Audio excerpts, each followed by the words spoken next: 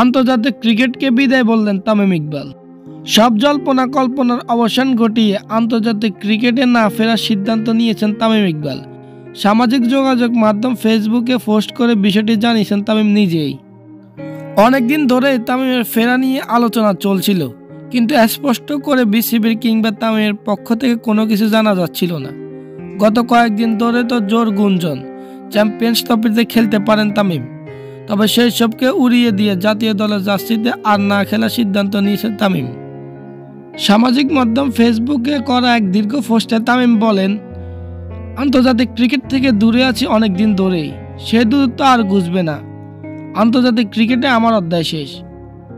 অনেকদিন ধরে এটা নিয়ে ভাবছিলাম, এখন যেহেতু সামনে চ্যাম্পিয়ন্স ট্রফির মতো বড় একটা আসর সামনে, আমি চাই না আমাকে ঘিরে আবার আলোচনা হোক এবং দলের মনোযোগ ব্যাহত হোক।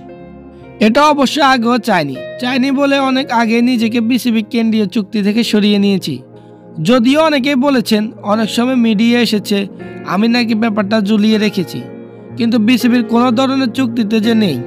1 বছর বেশি সময় আগে যে নিজ থেকে সরে দাঁড়িয়েছি, তাকে পরিকল্পনা রাখা বা তাকে নিয়ে আলোচনা তো কিছুই নেই। তারপরও অযথা আলোচনা হয়েছে। অপশন নেওয়া বা খেলা চালিয়ে যাওয়ার সিদ্ধান্ত একজন ক্রিকেটার বা যে কোনো পেশাদার ক্রীড়াবিদের নিজের অধিকার। আমি নিজেকে সময় দিয়েছি, এখন মনে হয়েছে সময়টা এসে গেছে। অধিনায়ক নাজমুল হোসেন শান্ত আন্তরিকভাবে আমাকে ফেরার জন্য বলেছে। নির্বাচক কমিটির সঙ্গে আলোচনা হয়েছে। আমাকে এখনও উপযুক্ত মনে করার জন্য তাদের প্রতি কৃতজ্ঞতা। তবে আমি নিজের মনের কথা শুনেছি। 2023 বিশ্বকাপের আগে যা হয়েছে আমার জন্য তা বড় ধাক্কা ছিল। যেহেতু ক্রিকেটীয় কারণে আমি দলের বাইরে যাইনি, তারপরে আমি যেখানে গিয়েছি ক্রিকেট ভক্তদের অনেকেই বলেছেন আমাকে আবার জাতীয় দলে দেখতে চান। তাদের ভালোবাসার কথা ভেবেছি আমি। আমার ঘরের একজন অনুরাগী আছে। আমার ছেলে কখনো আমাকে সরাসরি বলেনি, কিন্তু তার মাকে বারবার বলেছে বাবাকে আবার দেশের জার্সিতে খেলতে দেখতে চাই। ভক্তদের হতাশ করার জন্য আমি দুঃখিত। ছেলেকে বলছি, তুমি যেদিন বড় হবে সেদিন বাবাকে বুঝতে পারবে। শেষ লাইনে অসমাপ্ত কথাটা রেখে গেলেন।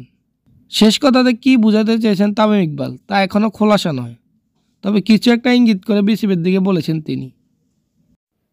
তবে সব কিছুর জন্য তামিম ইকবাল খানকে ধন্যবাদ। দেশের হয়ে যা করেছেন তিনি তা অনন্য, কখনো ভোলার নয়। ভালো থাকবেন ক্যাপ্টেন ফ্যান্টাস্টিক। ভালো থাকবেন তামিম ইকবাল।